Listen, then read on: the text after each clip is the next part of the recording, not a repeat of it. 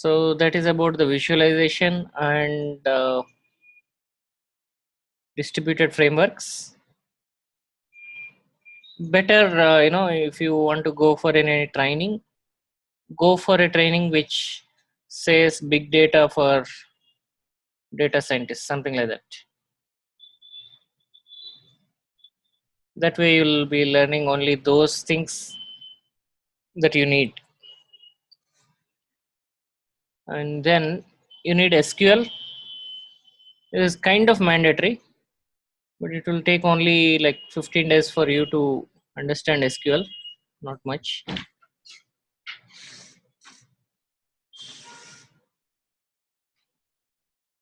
This is mandatory. This is kind of not so mandatory, and this I would not even this is the last of the priority list. This would be like least priority for now. If you have, it will be good, but it's not really a mandatory kind of thing.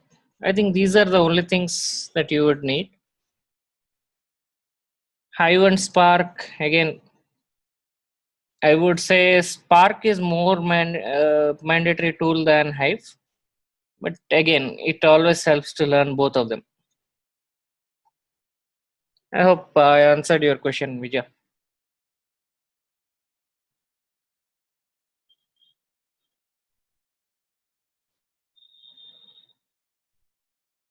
The last part broke up. What did you say? Which part? I did not understand. Oh no, you just broke up. After you said the Spark and the Hive, with both, if you learn it's good. After that, it broke up. But Yeah, if you learn both of them, it is good. okay. But I would suggest you to go for Spark. This Okay. itself is more than enough for you in any big data of computations.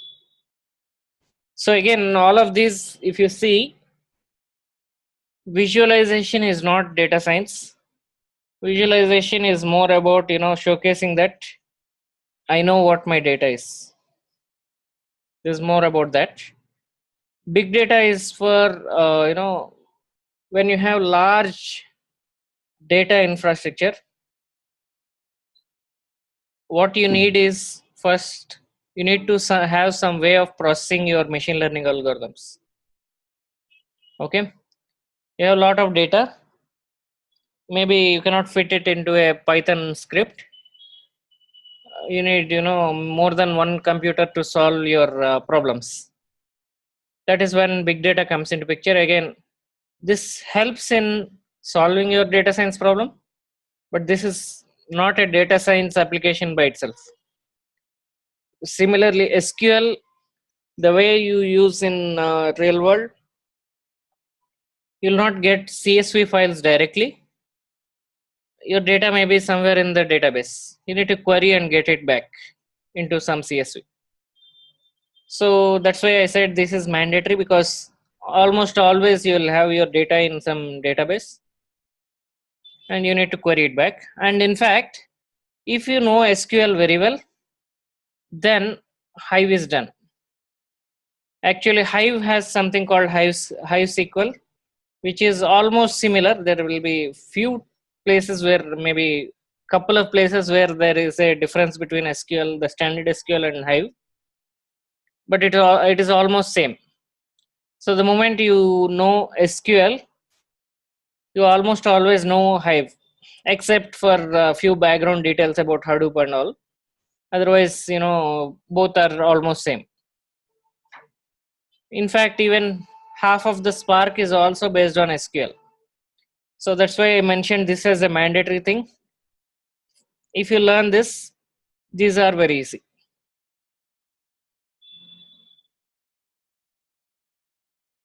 Is that okay, Vijay? Yeah. Yeah.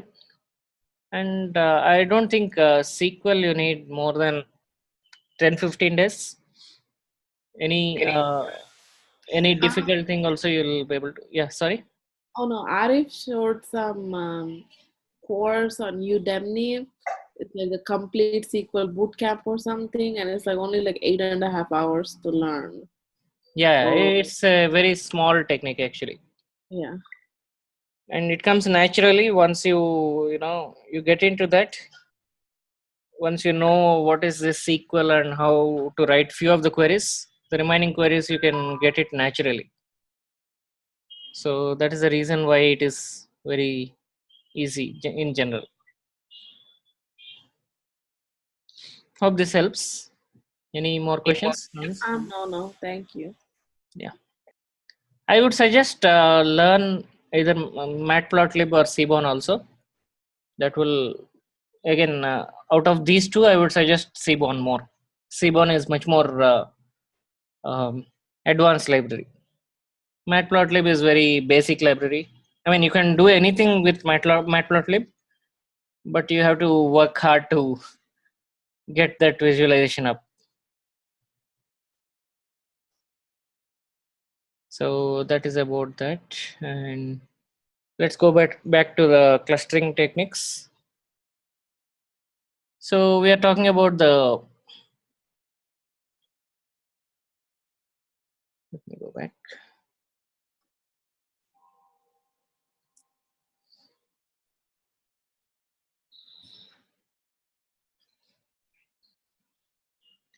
So we are talking about the Python code, and this time I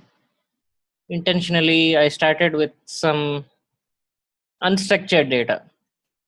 So let me write down actually. So data is not always the same. I always gave some CSV files, which is comma separated files, and always it is structured.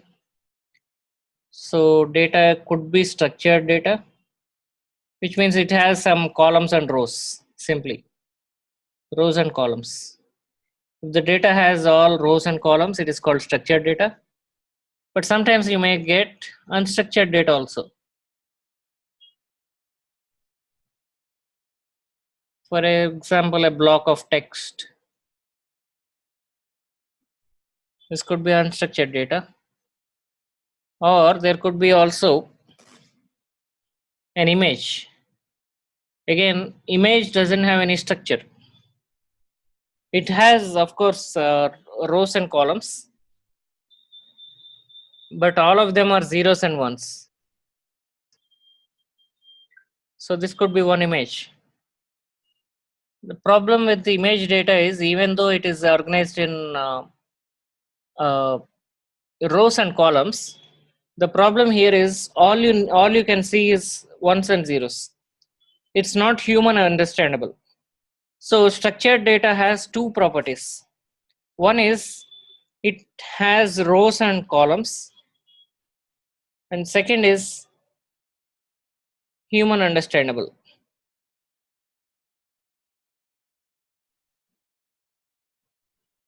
So when you don't have rows and columns, or when you don't see some data which is understandable by humans, then you call it as unstructured data. So when you have a block of text or some images or some speech signals, audio signals. Again, audio signals are analog. What does it mean by analog? Your audio signal might be something like this. If you see any of the equalizers in any of these music players, you'll see this kind of a signal. All this jazzy kind of thing, which you don't understand.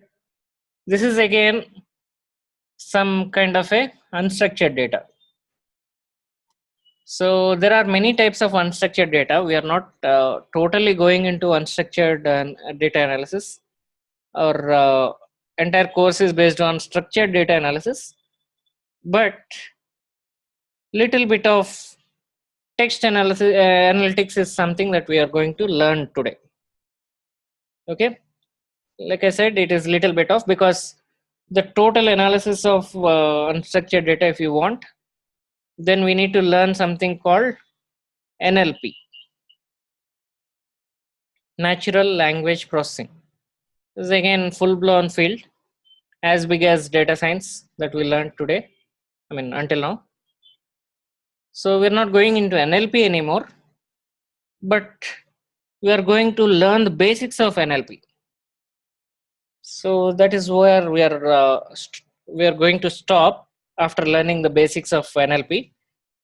The remaining things are not part of this particular course, but let me give you some kind of a understanding.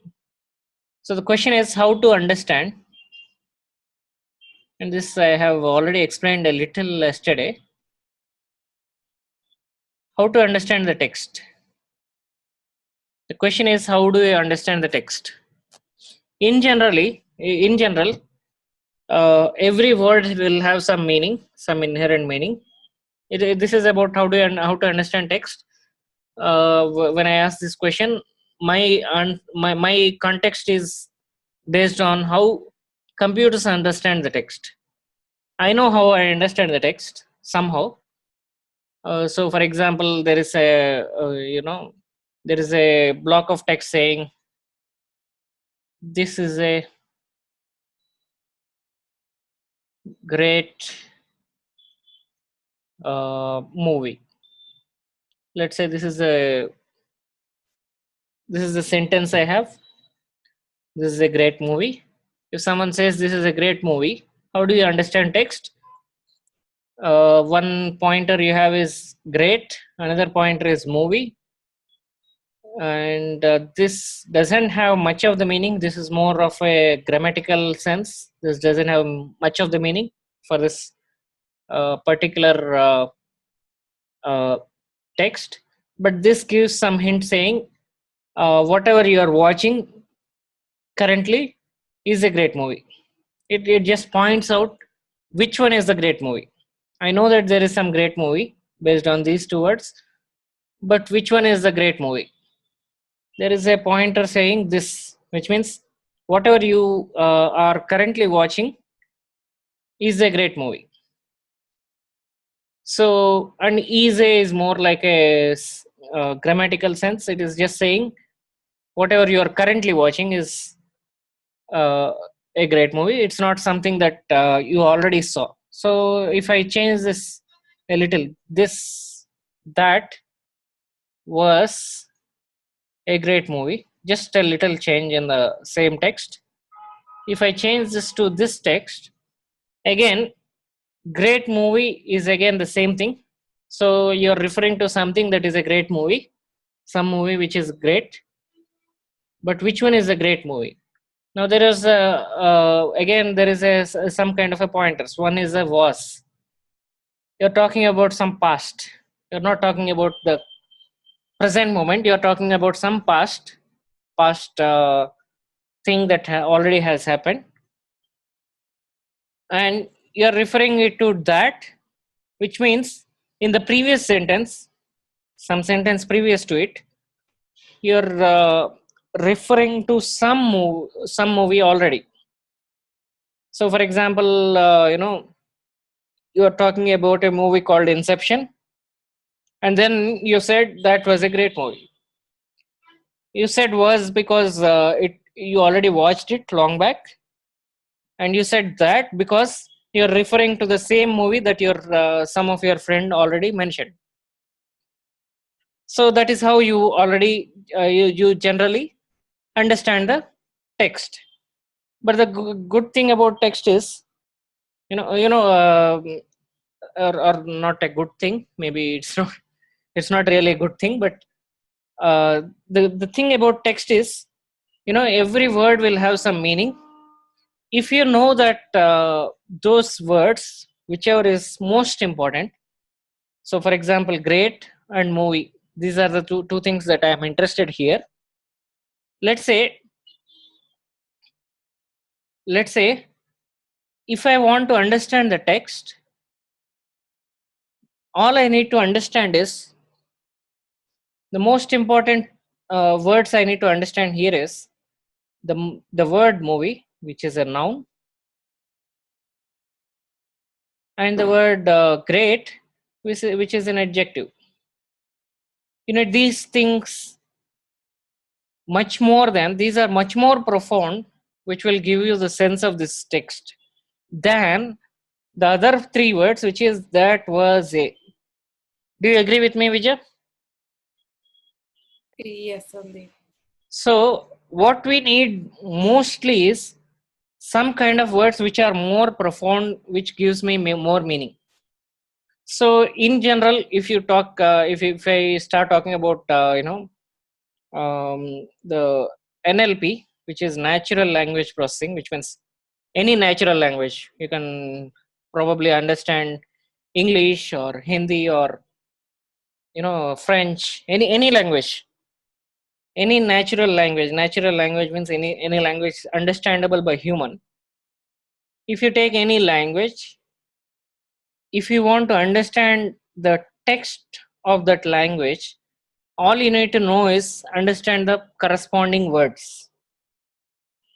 So understanding the text, if you need to understand the text, you need to, the number one is understand the vocabulary,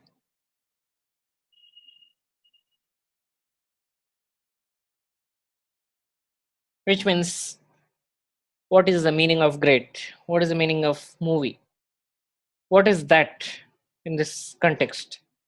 So in natural language, when you say any language, in any language that you see anywhere, so language has some ambiguous statements. So if I only tell you that was a great movie, you'll never know what that is referring to. This was an ambiguous statement. Are you clear, Vijay? This is an ambiguous statement. That was a great movie. What is that? What does it mean by that? You'll never know. So if you give this kind of a statement to any computer, the computer more likely is going to get confused, because it's not going to understand, even though it knows that what is the meaning of this that and what is the meaning of this was. You'll never be able to the computer will never be able to understand what movie you are referring to. In fact, you yourself are not going to understand. If I say to you, Vijay, let's say I say it was a great match, what is that eat? You'll never know. Is it a football match or is it a cricket match? When did it happen? Okay, all those things you'll never be able to realize. But if I say the movie, the match that happened yesterday at again yesterday, if I say the match that happened yesterday, still you'll not be able to relate, because there may be so many matches of so many games or of so many uh, there may be so many games, so many matches of so many games that might have happened yesterday. It may be in your city, it may not be in your city, it may not be even in your country. So if I say the match that happened yesterday was a great match, still you'll not be able to realize what it is unless you know the context. So the most important thing to understand the text is the context. Understand the context.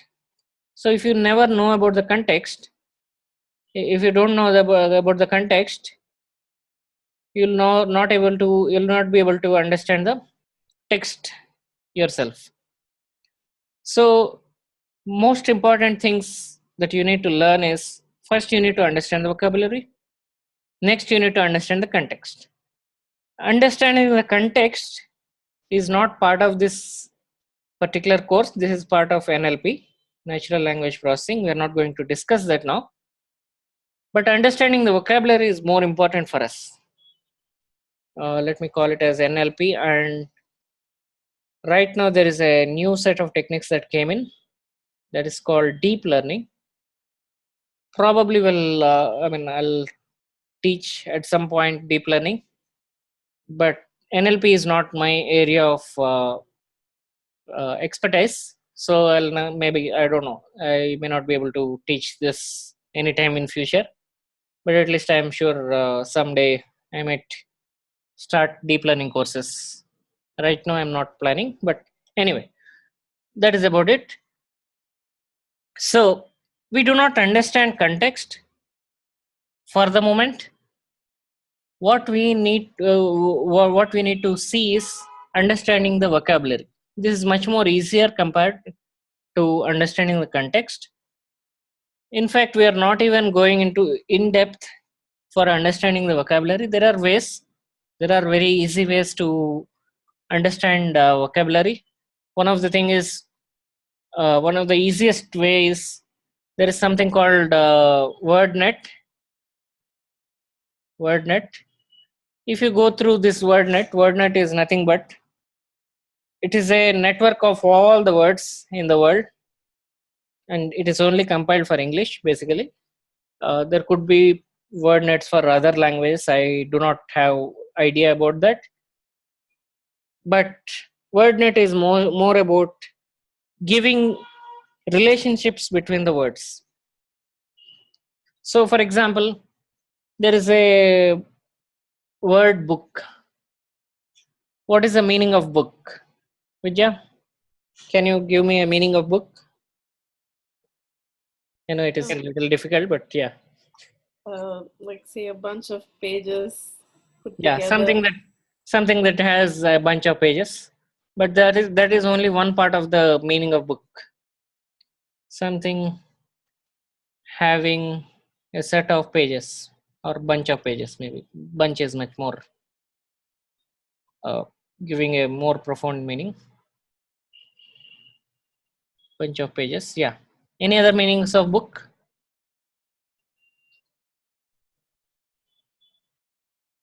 Reserve something.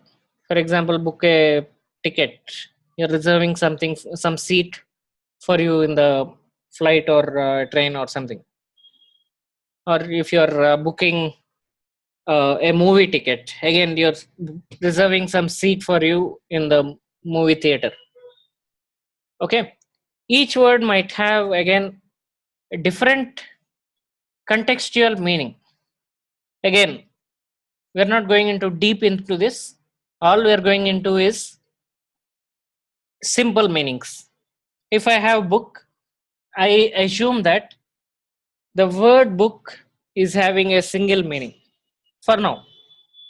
We can go into deeper into this, but for the purpose of this course we are not going into this much direction. But wordnet is something that will help you dig deep into the meaning of the particular word. For now we are not going into those things as well. Now what we are going into, I'm just giving you the context and telling you which one we are leaving out, which one we are not going into, so that you'll understand first the complexity of understanding a human language. Okay, any human language, if you understand the complexity of the human language, we'll also understand. I'll give you some technique to understand some simple technique to understand the words or understand the text, and you'll also realize what are the shortcomings of that. I don't want to tell this is the best method. Definitely this is not the best method, whatever I am going to give you, but this is a basic method, the most basic method that you can get or you can have to understand the text. And this is even though it is very basic method, you'll still get 80-85% accuracy, even though you don't understand the meaning of book, even though you don't understand all the variations of the meanings of the books, you don't understand the context of the text, even though you don't know all of these, still you'll be able to get better accuracy with what I'm going to tell. But I'm just telling you what are the things that we are leaving out. One thing is we are not understanding the context, which means I don't know what is that, what is this, what is it. None of the pronouns I could understand. That is the first shortcoming with the technique I'm going to give will have. The second shortcoming is I don't understand the vocabulary also. I don't understand what is the meaning of book. That is also interesting. I don't understand anything, but I'm still saying I'll understand some of the text. I'll do some text processing. How do I do? So many shortcomings, whatever I have. I'm just giving the shortcomings first, now the technique. Sorry. Bag of words. So the technique is called bag of words. I tried to explain yesterday a little, but I just explained on air. I did not explain anything by showing you things. So let me explain what is this bag of words. So the bag of words model is nothing but we assume that sentence or a block of text, let me call it as a block of text. As usual, I always give my own definitions, but so bear with my English. We assume that sorry, a block of text will have the same meaning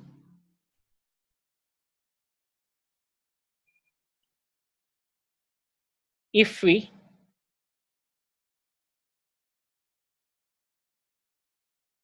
have a bag of words. What is a bag of words? When I say bag of words, so you have a small bag like this. You put all your words here. For example, great, movie, that is a, all these words I kept in a bag. When I say it is a bag, I don't have any inherent structure. There is no inherent structure. I assume that there is no inherent ordering. If you take a sentence, there is definitely an ordering. If the same sentence, if I talk this way, let's say movie is this a great. I have the same set of words that I have here in this sentence, but here the only thing that is missing is the ordering.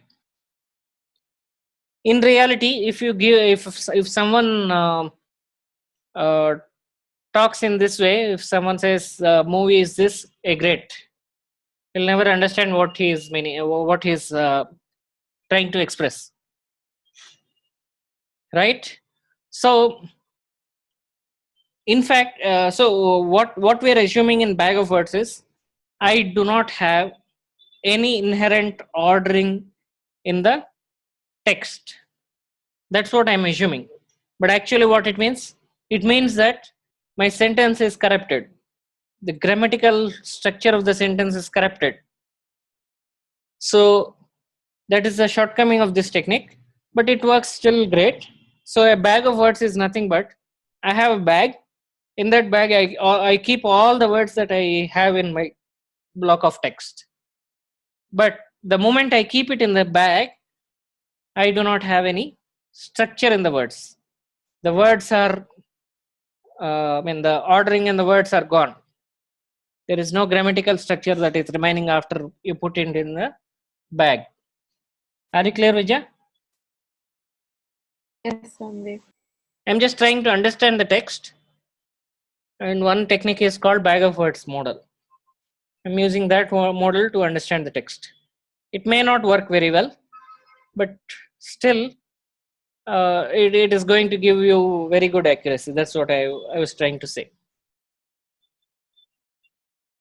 So we assume that a block of text will be having the same meaning if we instead of, if we have a bag of words, if we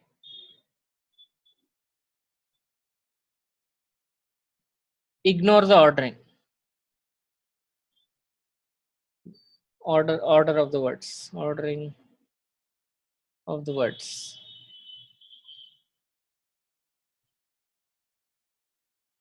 I just remove the ordering of the words, but I assume that both are going to have the same meaning, but in reality, no.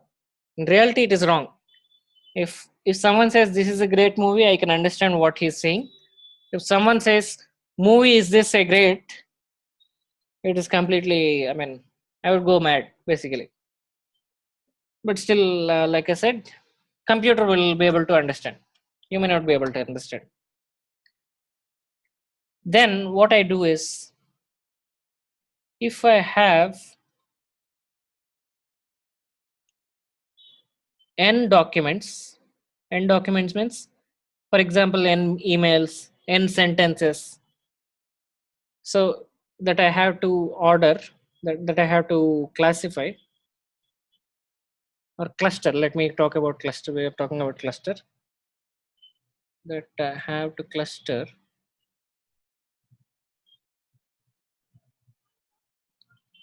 I take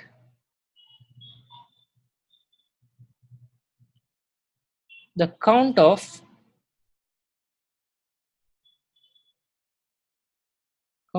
each word in a document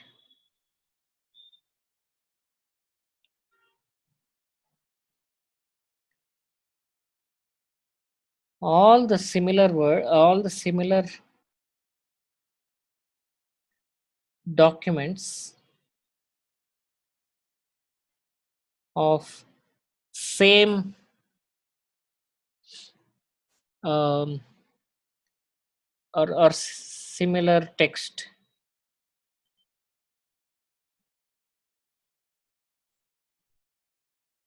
will have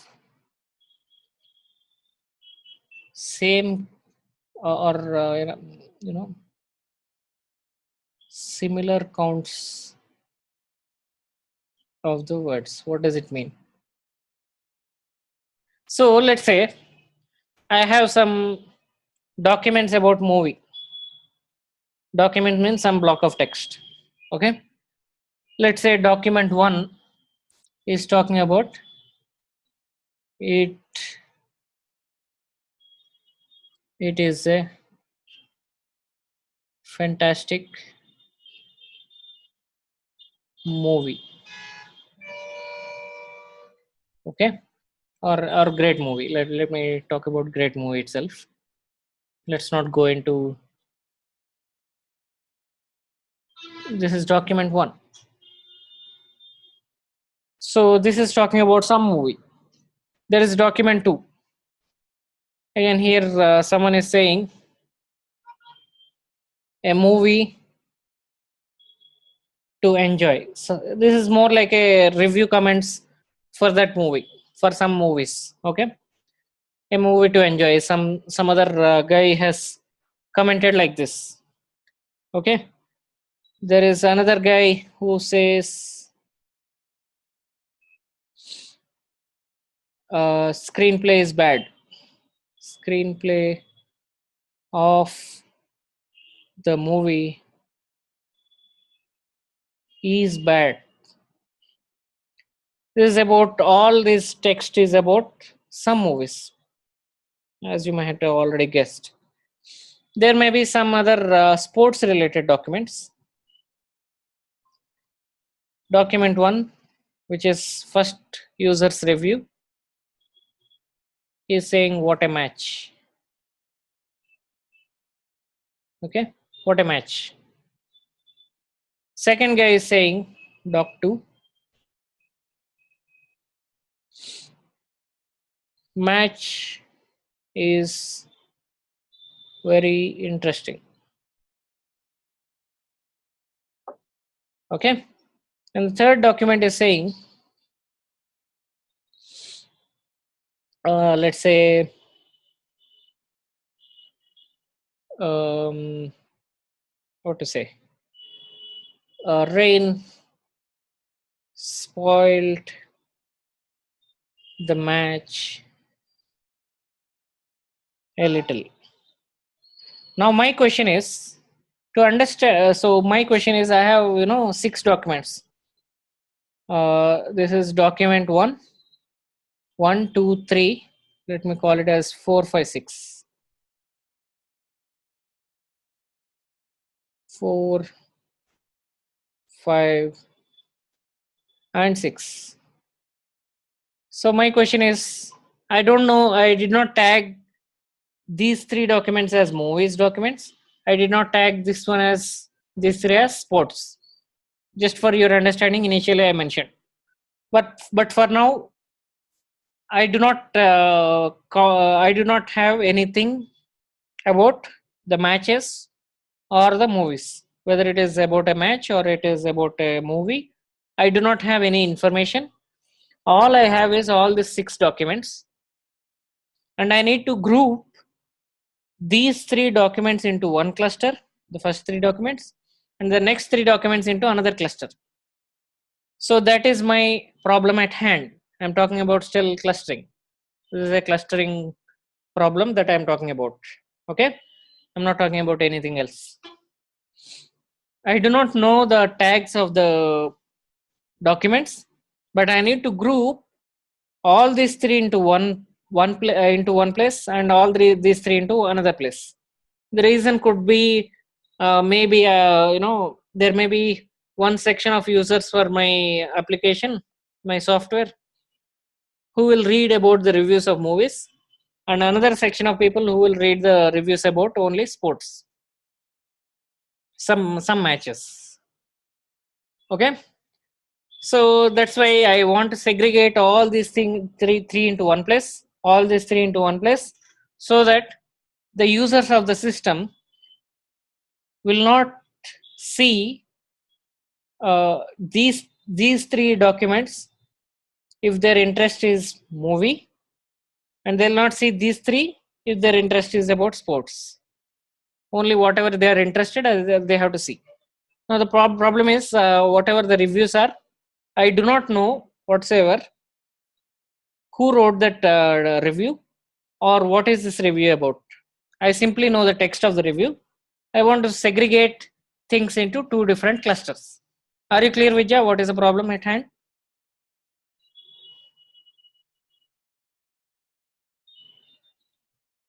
Are you clear, Vijay? Yes, Sandeep. Okay. So this is what I want to segregate. So segregation is nothing but clustering. So one interesting way, and that's what I am going to explain now, is having a count of all the words. So for example, I do not care about the ordering in this text. I don't know if I do not care about whether it is starting, the document is starting with it or great or whatever it is. I simply keep a count of all the words in a dictionary. So for example, how many times it happened in this entire document? It is only once. Is coming for once. Again, great came once. Before doing this, just give 1 second. I'm sorry, I should have told something else before. So what I need to do is, first I need to keep a dictionary of all the words possible in your all the documents. So I simply have to keep a dictionary of all the words, which means I need to keep it is a great. All these are dictionary of words that I can possibly have across all the documents. I don't care about one document. It is a great movie is a each one of them is a possible word in the dictionary. Again, a is also another possible word. I already have a, so I'm not adding a again. Okay, movie is again, I have it in the dictionary, I will not add within this. Two is something I don't have, I'll add here. Enjoy is something I don't have, again I'll add to the dictionary. So what I do is I'll keep all the possible words in the whole set of documents as part of the dictionary. Again, screenplay is something that is not part of this dictionary yet. So I'll keep it. This is my dictionary. What do I have? Screenplay. Screenplay is something I'll create it as a part of the dictionary again. It's not part of the dictionary as of now. Off. Do I have off? I do not have off, so I'll keep it in the dictionary again. The is something I don't have in the dictionary. Again, I'll keep it in the dictionary. Movie. Again, movie is part of the dictionary, so I will not add anymore. Ease. Again, ease is, I think ease is already there, so I will not add. Then bad is not part of any of this dictionary, so I'll keep the word bad. So this is about the movie dictionary. I'll keep, I mean, there is nothing like movie dictionary, but I need to add whatever is in these documents also. I need to add here. I'm not going to add anymore, but or let me add few more things. What is something I don't have here? So again, I'll keep it in the dictionary. Are you clear, Vijaya, so far? I'm just creating a dictionary from the documents that I have. Yes, Sandeep. A is something I already have in the dictionary, so I'm not adding. Match is something I have in the dictionary. I need to have in the dictionary. So I'll keep on adding this dictionary. Okay. Once I have a dictionary of words, what I do is, actually my computer can only process the words. Sorry, it can only process the numbers. It cannot process the words. It cannot understand. It cannot process it is all this textual data. It cannot process. Computers are good at processing the numbers. That's what we learned from the childhood, right? So when you have text like this, it is very difficult for computer to understand what this text means. But if you convert this text into some kind of a numeric format, then your text, it is very easy for the computer to understand the numbers once you convert it into some numbers. So what I'm doing is, I'm converting the text that I have here as a sequence of numbers. So for that, what I'm doing is, I'm not taking this big dictionary. I'm taking a very small dictionary saying it is, only these are the dictionary values in the dictionary, is a great movie. Actually, I should take all of this, but I'm only taking a subset of this. The reason is I cannot write all of them. It's very difficult for me to manually do it. That's why I'm taking only few of the words. So whenever there is a word that appears in the document, what I will do is, I'll represent it as a count of that number of words. So for example, if it appeared twice in this document, I'll keep a 2 here. If here it appeared only once, so I am keeping 1. Is appeared once, I keep a 1. A appeared once, I keep a 1. Actually, if I see twice or thrice or 10 times, I'll keep that number here. So for example, if A appeared 10 times, I'll keep 10 here. I'll not keep 1 always. Just a count. I'll keep a count of the numbers there. Then what is the next one? If I see great there, I keep a 1 here because I got only once. If I got a movie here, movie is 1. So I think you understood how to represent it as a number. I'll represent this text as a 111011. What is this 111011? 1 represents it. It is appeared once. It appeared once, so I kept a 1 there. Is appeared once, I kept a 1 there. A appeared, let's say 10 times, I kept a 10 here. I did not keep 1 there. I kept a 10 there. Great appeared once, I kept a 1 there. Movie appeared once, I kept a 1 there. Are you clear, Vijay, how I represented this document into a sequence of numbers? Yeah, so basically we're counting the number of times a word appeared. Yes, in any word. So for example, if I talk about this one, so every word will have a column. Okay, this first column is reserved for it. If the next document doesn't have it, this document doesn't have an it, right? So the corresponding value for that number for that, it will be 0. You do not interchange the words. The columns are fixed. It is always the first column. Is always the second column. Movie is always the fifth column. So here fifth column is 1. Okay, these things are zeros. I hope you got what I'm saying. I'm creating a matrix of numbers. Okay, wait. So on the second one, won't there be a 1 for the A? What is it? Yeah, sorry. Yeah. Here Okay. there will be a 1. Yeah. But what I'm saying is the columns will be fixed. This is a matrix. The first column will always be for it. Second column will be always for is. Third column will always be A. A is 1 here. A great a movie to enjoy. So third column is always for A. Fourth column is for great. Fifth column is for movie. I may have more columns. I did not write all of them. Okay. Maybe some other word called enjoy will be here. That will have 0 here and 1 here. Are you clear, Vijay? Yes, Sandeep. Just I am having a counts, nothing else. I am not having anything else. I am simply having a list of columns. Each column is a word. If that word appears, I'll keep that count of that number of times that word appeared in that document. If that word doesn't appear, I'll just say 0 there.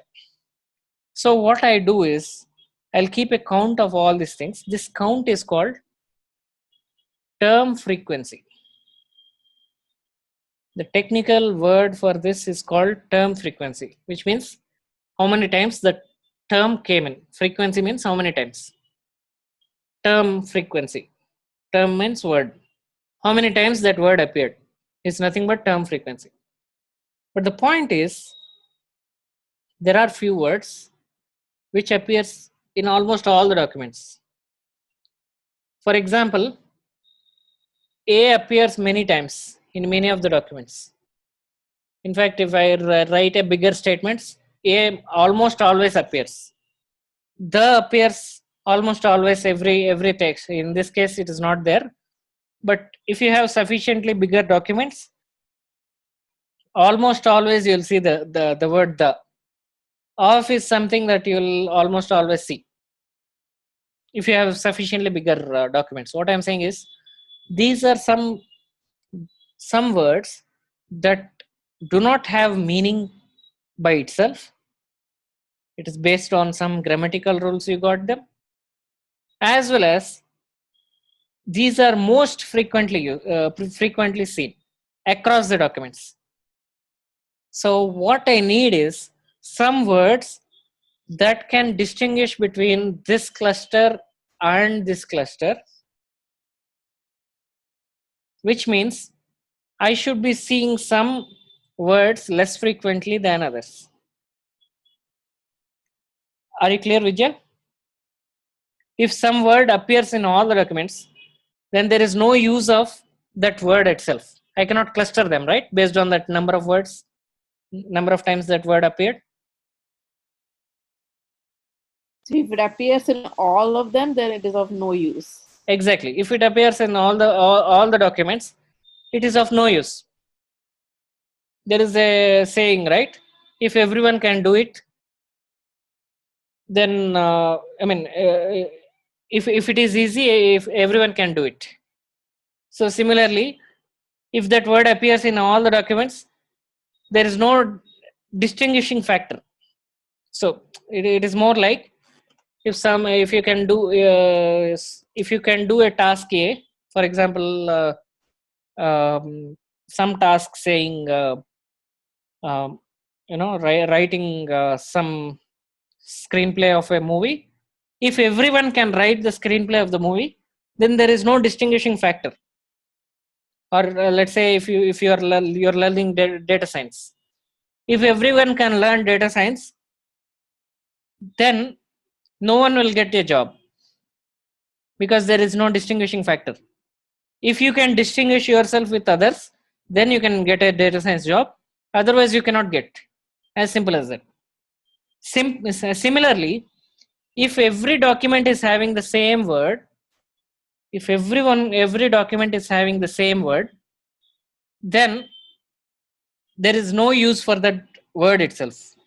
Do you agree or not? I cannot distinguish between document 1, 2, 3 and 4, 5, 6. How can I cluster? If there is a word that repeats every time in all the documents, that word is of no use. Are you clear, Vijay? Yes, Sandeep. So what we calculate is, there are two things that we calculate. Term frequency is something I calculate, which means number of times a word occurred in all the documents or in one document. Term frequency means number of times a word occurred in a particular document, right? In a particular document.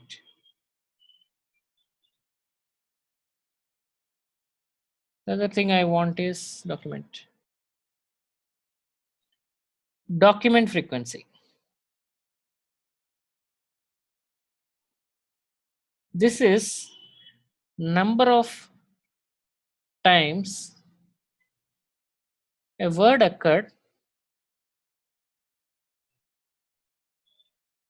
across the documents.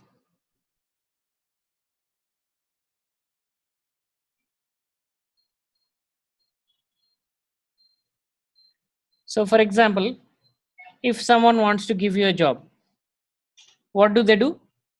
They'll test you in they'll ask you some questions. Based on your answers, they'll try to find out, are you good in the job that you are going to do?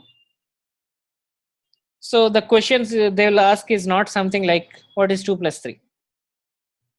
The reason is, after you answer this question, after you answer that 2 plus 3 equal to 5, it will not help them in understanding.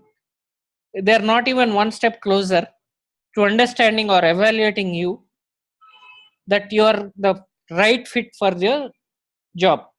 Let's say that is a data science job, and I ask you, what is linear regression, or what is support vector machine? Can you explain with an example? Can you show me how support vector machine works?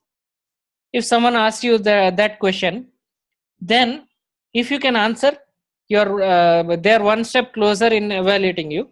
If you cannot answer also, still they're one step closer in evaluating you, because they'll realize that if you cannot answer, then you are not right fit for the particular job.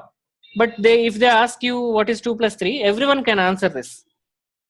Whoever is being interviewed will tell the same answer, 5, but still they'll not be able to distinguish between what Vijay can answer versus what Abid can answer versus what third person can answer. Any of them can answer.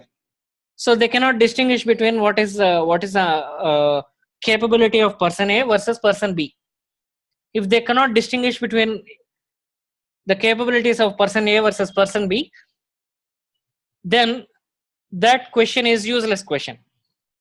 If there is a question that can distinguish the capabilities of person A versus person B, then that is a good interview question. Similarly, if the document frequency is high, if the document frequency is high, if the document frequency is high, then that word is not useful. If the term frequency is high for a particular document, then that word is useful. But how do I combine document frequency and term frequency? What I do is evaluate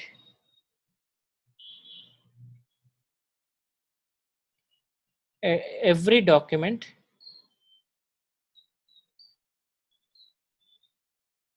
using term frequency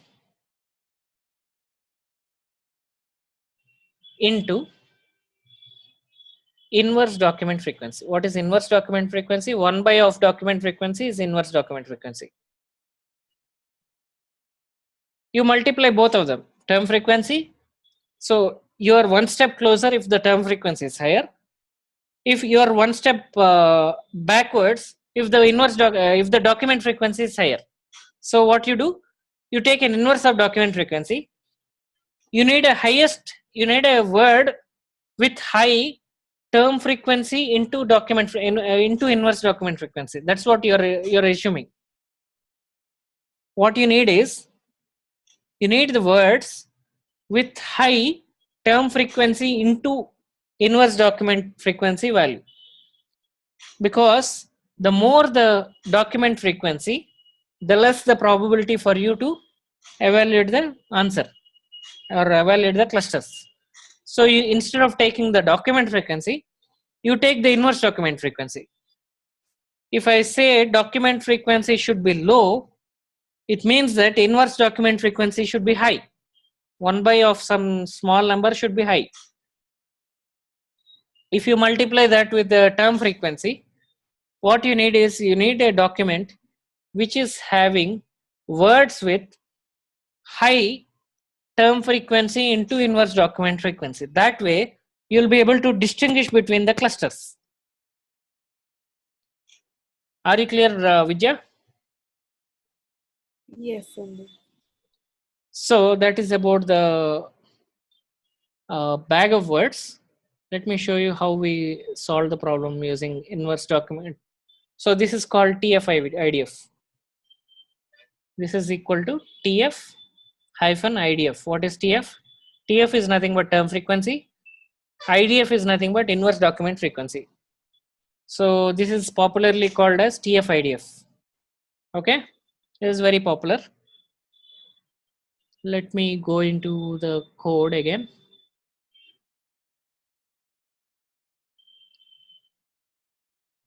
Yesterday I was explaining the same thing, but I just give you a briefing so that you'll be able to understand today. So what I got is, I got some categories of news articles. From different news articles, I got a particular set of articles. One is motorcycles, then the other one is electronics, computer graphics, articles related to computer graphics, and scientific related articles, which is about the space. It's not all the scientific articles, but only about the space articles. I don't know, it should have come now. Let me restart. Yeah, it ran. Yeah. So I'm getting the data set.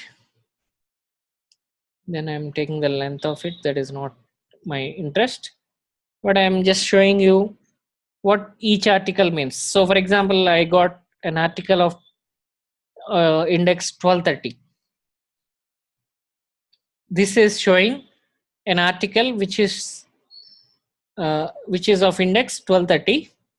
And if you see, I was wondering what copy protection techniques are available. There is some article here. This is more of an email than an article. But if you see, there are some pointers why this, I mean, which particular technique it is. It is saying how to copy the disk, how to the disks copy protected. So it is about the copy protection of the disk. This could be more likely electronics. That's why you can see science and technology here. There are some pointers here.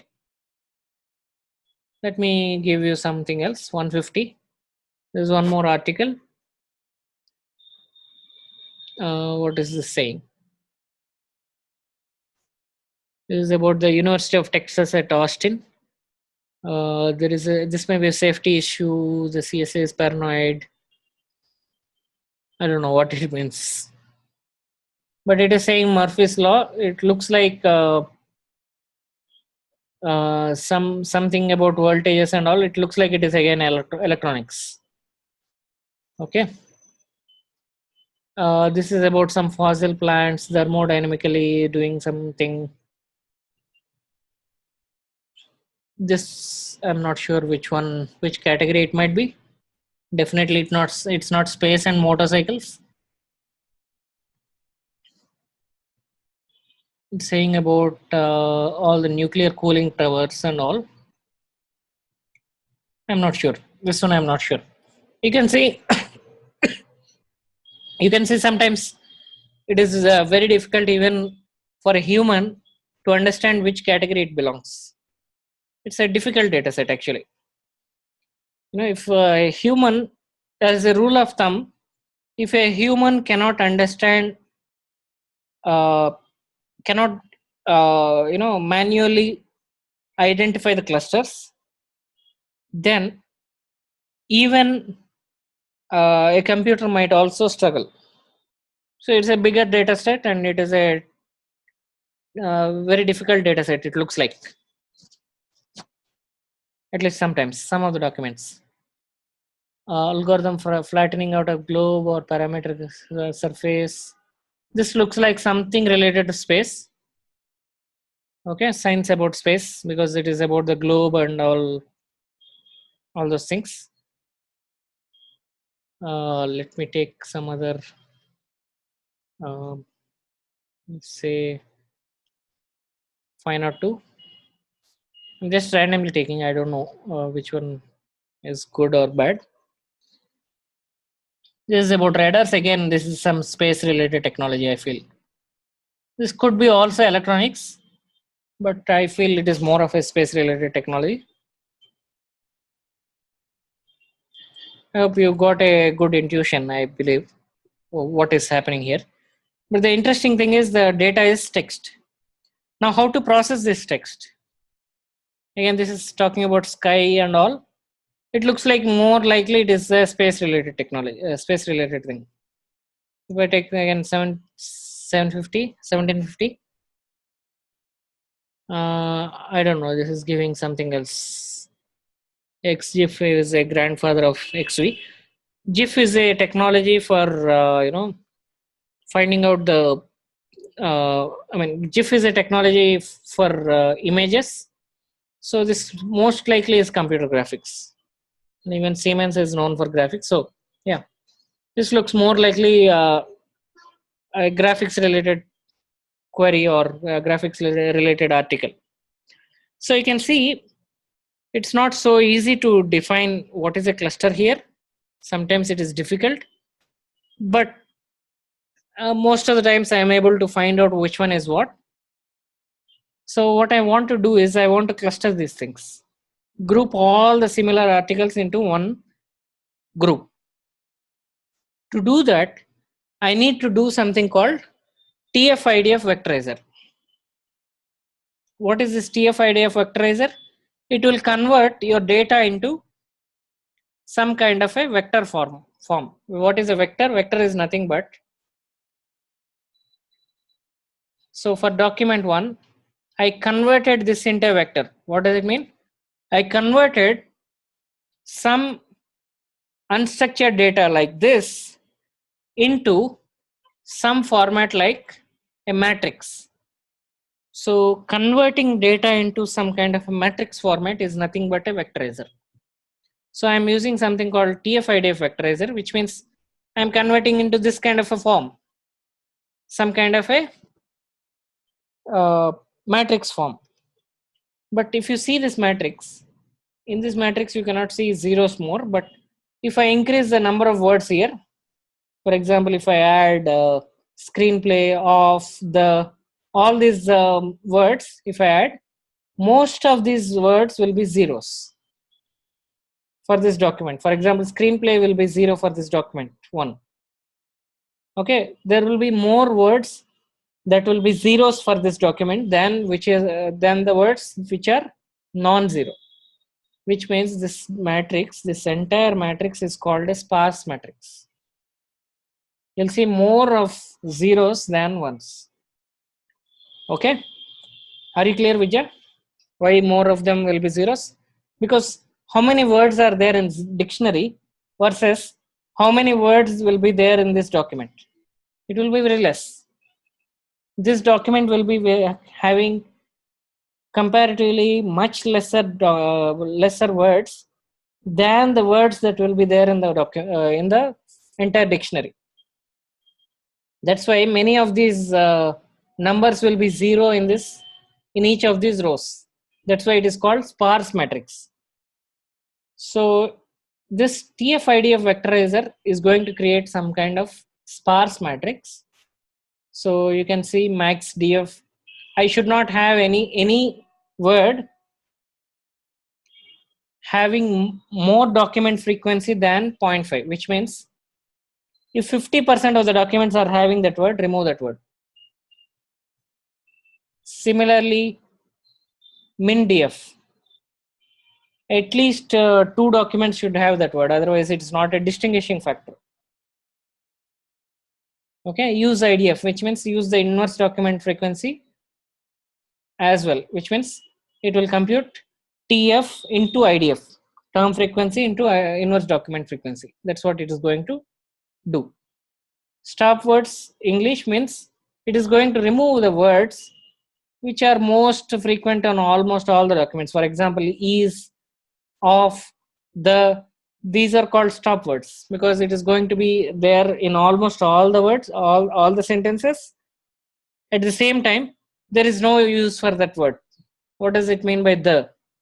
There is no meaning for that. So it's going to remove the stop words basically. When I say stop words equal to English, it is going to have a list of all the stop words like the, a, all those words, of, all those words it is going to remove.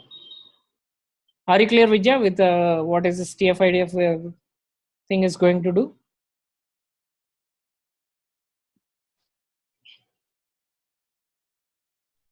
Vectorizer is nothing but it will convert the data into some tabular format, some matrix format. The word vector is nothing but it comes from the matrices terminology. Vector means either a column or a row. In this case, it is a column. So then I'm converting my data into some format. I'm converting into, so I'm doing some transformation on the data. Once I do the transformation, I'm calling it as X. You can see it is saying it is a sparse matrix. What is a sparse matrix? Most of the elements will be 0.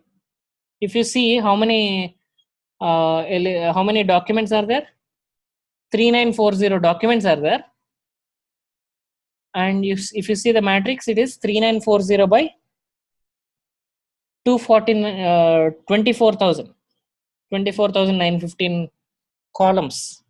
Each column is going to represent one word. So in this document, there are 24,915 words. Are you clear, Vijay, or not?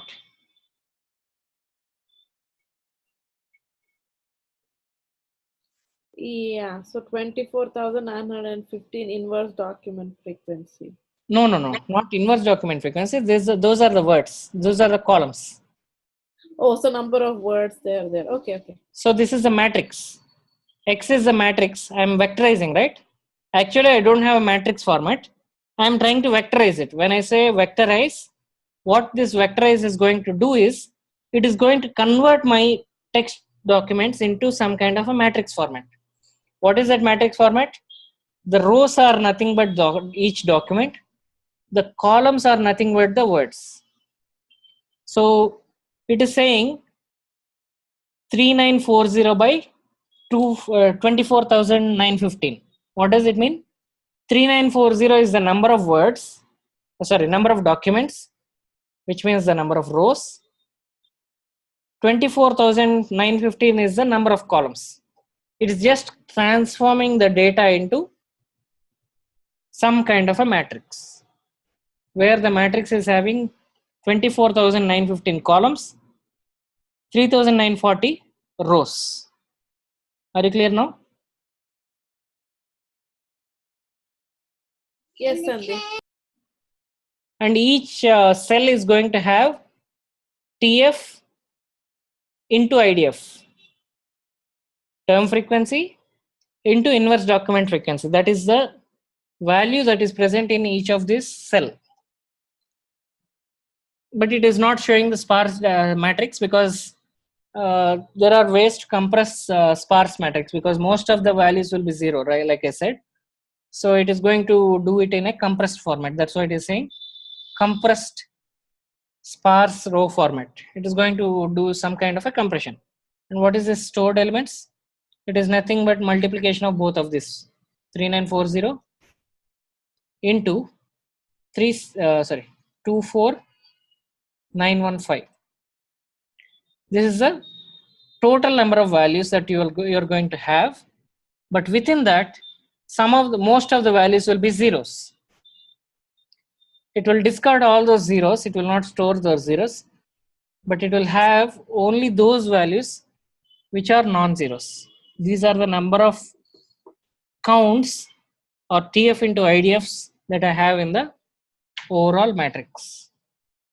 Now, once I vectorize these values, all I need to do is run the k-means on the x. X is nothing but my sparse matrix, the vectorized data. If I do a fit, what it is going to do is it is going to run for some iterations. What is this iterations? If you remember the k-means algorithm, what k-means is going to do? Initially, it is going to randomly partition the data into some number of clusters.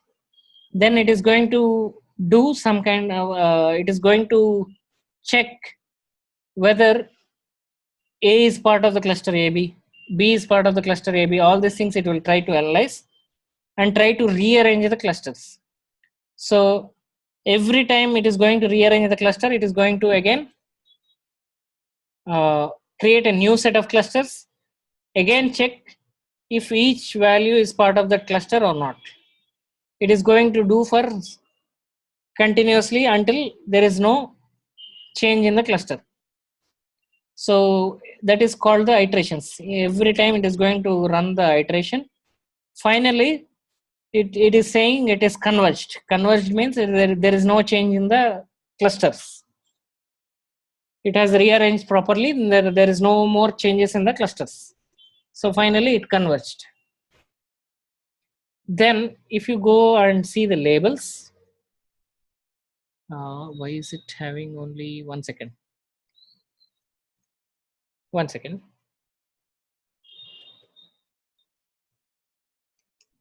Yeah, I think I got it right. Thought I did not. So every cluster is going to have some label. So the k-means is going to give the labels using km.labels underscore. I got everything into some numpy array and I'm getting the unique values. It is giving either 0, 1, 2, 3.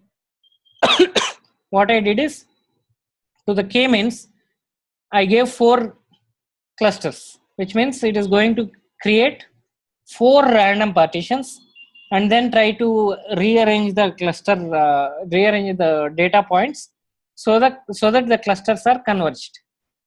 Once I get a proper clusters, each cluster is going to have some label. That labels you are going to get using this LB labels, this variable. Now, if I want to get only the clusters of label 1, so what I'm doing, I'm getting np.where of labels equal to 1, which means I'm going to get only the clusters of label 1.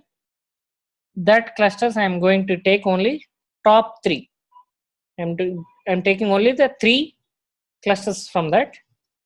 Let's see if all of these top 3 clusters plus top 3 documents in the cluster 1 is going to have same text or similar topic. So for example, this is the first value in the cluster, first document in the cluster, and it is saying something about some indecent movie, something about luck. I'm not sure what it means, but it is something about zoology. Okay, I'm not sure about this document, what this document means. But this is talking about some launch station. This could be more likely space shuttle and all. That's what it is saying. So this is about the space. One document at least it is about the space. This is another document. Each document I printed using hash. So I can identify the document using hash. Let's see what this document is talking about. Again, this is also talking about the space program. So you can see documents of same content are organized into one cluster. I took only top 3 of them, and 2 of them I can identify as this is about NASA space program. 2 of them definitely space program. The first one I could not identify properly.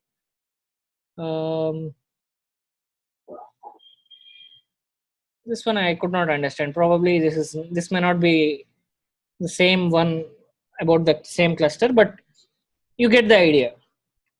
All the documents of similar content will get into one cluster. Are you clear, Vijay? Yes, Sandeep.